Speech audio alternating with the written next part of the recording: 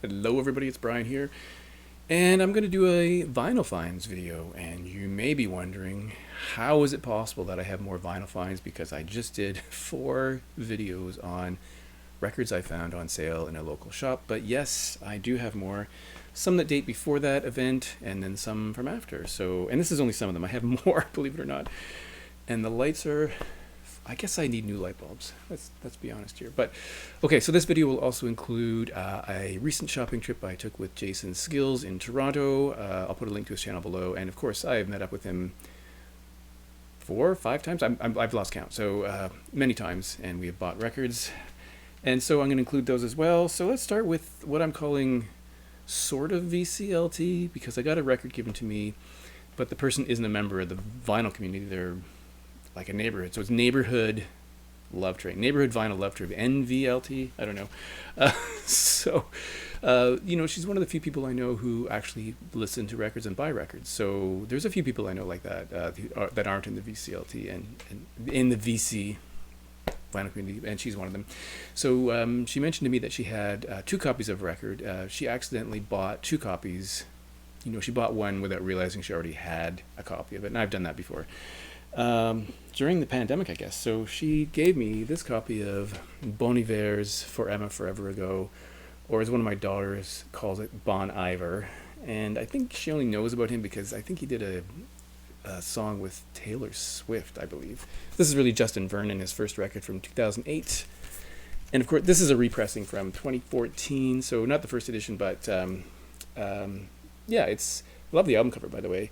And this is, if you know this band, it was originally a guy. I guess it became a band. It's very folky, quiet, and based on the acoustic guitar. And I think it's really good. As the New York Times says, it's irresistible. Pitchfork recommended it. And yeah, so let me show you what's inside. There is a lyric sheet with a photograph, and that's blank. There's a download card, and the album labels look like that through the sleeve, which is a nice sleeve, nice poly sleeve. So that is cool. That's the first thing. And then what is next? Oh yeah, so with Jason we met at Sonic Boom, which is a store that's sort of a must visit if you're in Toronto. You kind of have to go to it because, as I've mentioned before, it's, I think, the biggest record store clearly the biggest record store in Toronto. I don't know if it's the biggest in Canada, but it must be close if it's not. And amazing selection of new stuff. And they always have a very vital collection of things that are just in and like ordered by day, like Monday, Tuesday, Wednesday, Thursday, Friday, Saturday, Sunday. You can look through those. Then people tend to, there's some new releases upstairs. People tend to go downstairs into the bins. And they have a good collection of CDs and DVDs as well as records. So it's an obvious place to go to. On Spadina, this is as I recall, the 3rd real location. Well, at one point they had 2 locations, and I've been going there for, I don't know, I can't remember how long. It was a long time. So this record I bought, something I've been looking for a long time, and I only know it because it was recommended by Mike, PC31.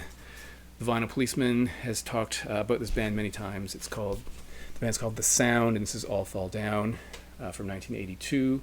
Now, I have bought other things from The Sound that I have found. I got 2 others I got a couple of years ago, and they were original pressings. Now, I tried to find an original pressing of this, but it's pretty difficult. I think this band was not very well known in Canada, and so this is a repressing from 2013, but originally came out in 1982. Now, they're a post-punk band from London, formed in 1979. This is the 3rd record that they did. Now, Adrian Borland is the vocalist, I should say was the vocalist and singer, and he came to a rather tragic end. I don't need to go into that, but he died when he was 41. If you look at his Wikipedia entry, you will get many of the details surrounding his death. It's kind of a sad story. But this record is really, really good. I think Mike mentioned I think it's his favorite one from this band, and I think it's excellent. It doesn't have anything in it, though. It's just a paper sleeve, and this label, and yeah, all I'm gonna say is I think it's really, really good. I'm surprised they weren't well known over here. This is something I would have bought back in the 80s had I known about it, but I don't think it got played on any radio stations I listen to. Now, I did mention in the past that radio in Canada is a bit odd. There was only one radio station in my area that played bands like this, but not this one, like the Smiths and Echo and the Bunnymen, Lloyd Cole. There was only one station that did that, and they didn't play this. I don't know why, or maybe I missed it. I don't remember it. That was the first one from Sonic Boom, and then, oh man, this is in a really tight sleeve. Oh, I should have taken it out before. Oh my god. Holy cow. Do I have to pause the video? Wow.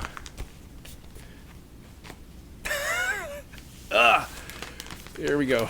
So this is Lou Reed Archive Series Volume 2, his last studio record, which is called Hudson River Wind Meditations. And this is on that archive series that started with Volume 1, which is this words and music thing from 1965 that came out before this. This is his Tai Chi meditation record. He wrote some music which is really based on heavy drones and repetition. And there's a little quote from him here that talks about the fact that he made this music to support his meditation, Tai Chi, and body work, and music for the background of life. And he said friends had asked for copies, so he made them copies, and then he issued this on CD in 2007, but this vinyl version didn't come out until this year. So yeah, there's a little description that talks about it being maybe a counterpoint to Metal Machine music, which is kind of an interesting statement, and it talks about the fact that Lou's been interested in drone sounds for 40 years or more, dating back to the Velvet Underground. And so what's in here is we have the double album. It was produced by Laurie Anderson and the Lou Reed Archive, and a booklet, a Q&A with Laurie Anderson, and an interview with Lou Reed. So here's the back, this is the inside, and these photographs are by Lou Reed. He was a photographer as well. So here we have, there's two records. It says it's a Coke bottle wax, but this is weird because there's a bit of black. I don't know if you can see it there. It's going to be impossible to see, but there's a bit of black in this particular disc. And the other one, here we have, this one doesn't have that, but it doesn't have any black in it. I don't know what the first, maybe it was a mistake or some errant black pellets, who knows. And then there's a booklet, if I can get it out of here. Oh, this is the front. And it has photography by Lou. As I mentioned, there's a statement by Eddie Stern. There is a Q&A with Laurie Anderson. There is maybe Lou's handwriting there. Let's see, something from that was from Pitchfork, though, the interview. What else? More photographs, all about the Hudson River. And then there's some statements from people. So, an interview with Hal Wilner. And what else? No, that's it. Yeah, that's it. And then there's a self-portrait, I guess, and some credits.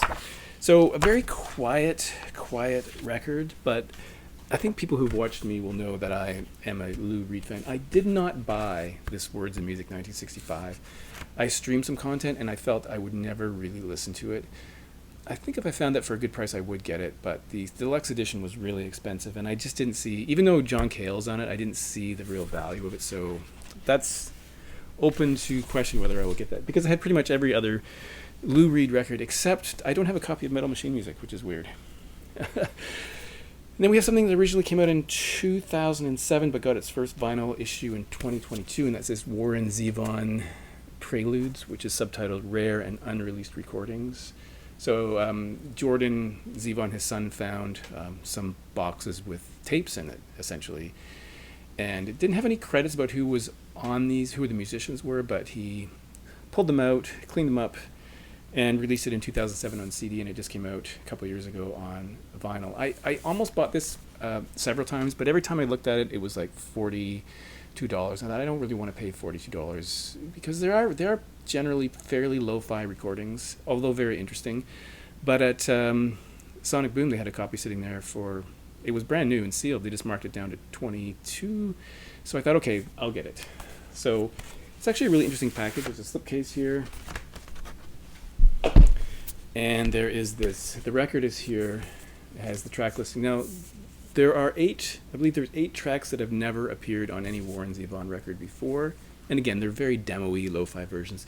And then there are tracks which have our like early versions, like Carmelita, Accidentally Like a Martyr, Werewolves of London, Hasten Down the Wind, Desperados Under the Eaves, things like that from those 2 records, the self-titled and Excitable Boy. And then there's an interesting cover of Back in the High Life, the Steve Winwood track. And then side 4 is like an interview or him speaking about these songs. These are just on polyline sleeves with some images on the labels. It's very cool. And then it comes with this book, which has, there's the hype sticker. I was right, 8 previously unreleased tracks, original versions, demo versions of Werewolves of London. Yeah, so that's cool. And then it has this booklet with photography, a statement by his son Jordan about how he came into possession of these recordings, track listing, some photography, statement by Danny Goldberg, Bones Howe. There is a paragraph from John Landau. There were 3 paragraphs from John Landau. And then Bruce Springsteen says something, Roy Marinelle says something, Warren Zevon, little clip from him, Jackson Browne. Is that it? A statement from Crystal Zevon, and then some an ad for this book. So a pretty good package. If you're a Warren Zevon fan, I'm sure you already know about it. If you're not, maybe you might be interested in it. Okay, so the last thing I got at Sonic Boom that was the last thing I got at Sonic Boom. Then we walked all the way over to Rotate This, which is probably a half-hour walk. Stopped for coffee on the way. And, it's one of those things where I'd already spent some money, so I was a little unsure what to do there. But I did find one thing. Well, I found several things, but I restricted myself to buying one thing, which is this I'm Your Man, the Songs of Leonard Cohen cover versions record, tribute album. Now, I do have it on CD. And this came out in 1991, and I bought it, honestly, the week it came out. And one of the interesting things is that the CD actually has this booklet with lyrics and photography. So the album doesn't. Even as far as I know, the early 1991 pressing doesn't have any insert. So that's kind of weird that it's in the CD but not in the record. So you get the images of the bands here, and the funny thing is they all have the banana theme. So if you know Leonard Cohen's record "I'm Your Man," which I guess I should have brought out, he's standing there in the cover photo is him in a kind of like Miami Vice look with sunglasses, a blazer, and he's eating a banana. So every image here of the artists featured them having a banana. So we have the House of Love, Ian McCulloch eating a banana, the Pixies on the banana phone. We've got that Petrol Emotion with bananas, the Lilac Time, James. Everyone has a banana. Jeffrey Oriama. There's a long list. So REM. This is actually a really good. After this came out, there was that other one called Tower of Song, which had people like Don Henley and Sting and I think Elton John. I don't think it's very good. This one I think is excellent. Has a lot of my favorite singers and artists on here. So it starts with Who by Fire by House of Love, Ian McCulloch, of course, from Echo and the Bunnymen, Pixies, Do I Can't Forget, which is one of my favorite Leonard Cohen songs. I think it's probably maybe even one of the best ones on I'm Your Man. I think it's kind of a lost classic or song that people don't think about, but I think I Can't Forget is one of his best songs. That Petrol Emotion, The Lilac Time, Jeffrey Oriama, James, Jean-Louis Marat, David McComb and Adam Peters, R.E.M., Lloyd Cole doing Chelsea Hotel. R.E.M. does First We Take Manhattan, by the way. Robert Forster from the Go-Betweens does Tower of Song. In fact, there's 2 versions of Tower of Song on this record. The other one, oddly, is from Nick Cave, also from Down Under, who does a more energetic version of Tower of Song. Bill Pritchard, Fatima Mansions, who I've mentioned before, etc. And then it rounds out with John Cale's version of Hallelujah, which, I mean, if you know this channel, you know I'm a big fan of John Cale.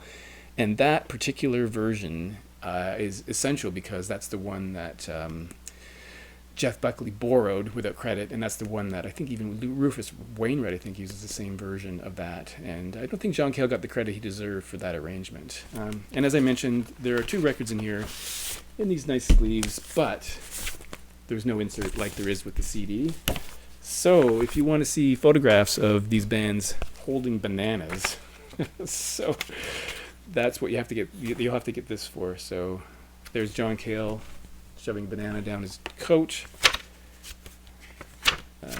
Peter Astor.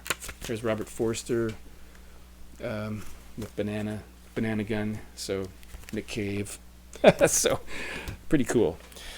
And I'm happy to have it. And then we have a record I bought at a local shop that was having a sale for the owner's birthday. So we had a bunch of Door Crashers, and I there was only one Door Crasher I was interested in, and it was this one from Pretenders, Relentless. And you'll see the price there is $44.99, but the Door Crasher was $20. So I guess he took a loss on it. Maybe this is from 2023. Of course, I love the Pretenders, especially that early stuff, and I kind of lost track with them for a bit in the middle years, but I saw Gary's video when he talked about this record from Physical Format Rock and Roll, and PC31 Mike also talked about this record, and they both said the same thing, is that it's really good, but there are perhaps a few too many slow songs, and I would agree with that. Like, I think the balance is a little off on that, but the songs are really excellent, though. I mean, it starts so strongly. I mean, the first track just kind of gets you, right? Losing my sense of taste. And this is on pink vinyl. So happy to have that. The price was excellent, and yeah, that's all I'm going to say about that. And then I used to go to a lot of thrift shops. I mean, even I guess 7 to 10 years ago or 6 to 10 years ago, I go quite regularly, and I'd often find amazing things, and that hasn't been the case recently. I'd go and there's been nothing there, or the things that are there are in rough shape, or in the case of one of the thrift stores near me, they individually price records, and sometimes they're just you just can't figure out the rationale behind the price. A record that is like a $3 record for $13 or something like that. But I did find this Marillion record, Clutching at Straws, and this was $4.99. Now, yeah, at a thrift shop that seems like a high price, but I decided to grab it because it's in good shape. This is the 4th record from '87 and the last of the Fish records. Now, I'm a complete Marillion novice. I know almost nothing about them. And my first listen to this, all I could think about was Peter Gabriel, because his voice does sound a lot like Peter Gabriel. So, anyway, one day I realized I hadn't put this into Discogs. So as I was doing it, I flipped on the YouTube, and Steve at All the World's a Stage was going through the Marillion, his 5 years in Marillion, and he happened to mention that I told him I had this. So I actually was following along with his pointing out things on the cover, and if you don't believe me, this is a real photo from the event right here.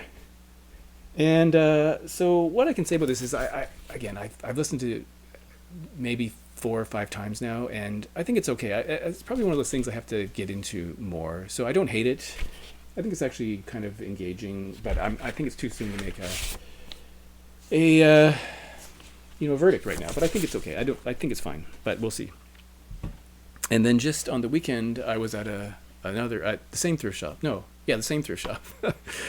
And they had a few things that would have been of interest had I not had them. They had some Genesis records, which I already own, and they were in kind of rough shape, but and they were individually priced at some ridiculous amount. This one was unpriced, which meant it was $1.99. And I don't know much about this guy, but this is Peter Himmelman's I guess it's Gematria or Gematria. I looked at the meaning of that word, and I totally forgot. It has something to do with substituting letters for numbers or something. And I remembered that years ago I had a copy of his 3rd record called Synesthesia. This is a 2nd record, and I think I got rid of it because it didn't really grab me. But I thought I would give this another chance because it was only $2, and we will see. I streamed part of it. I haven't listened to it yet, so I have no feedback on whether I like this or not, but if you know anything about this guy, I'd be interested to hear. He's done a lot of soundtrack work for TV, as I understand it. He's also an artist. He may have done this cover. And he was in a different band at some point. But anyway, I think this is something to listen to. I will let you know if I like it, maybe if I remember. And thanks for watching. I'll talk to you in the next video.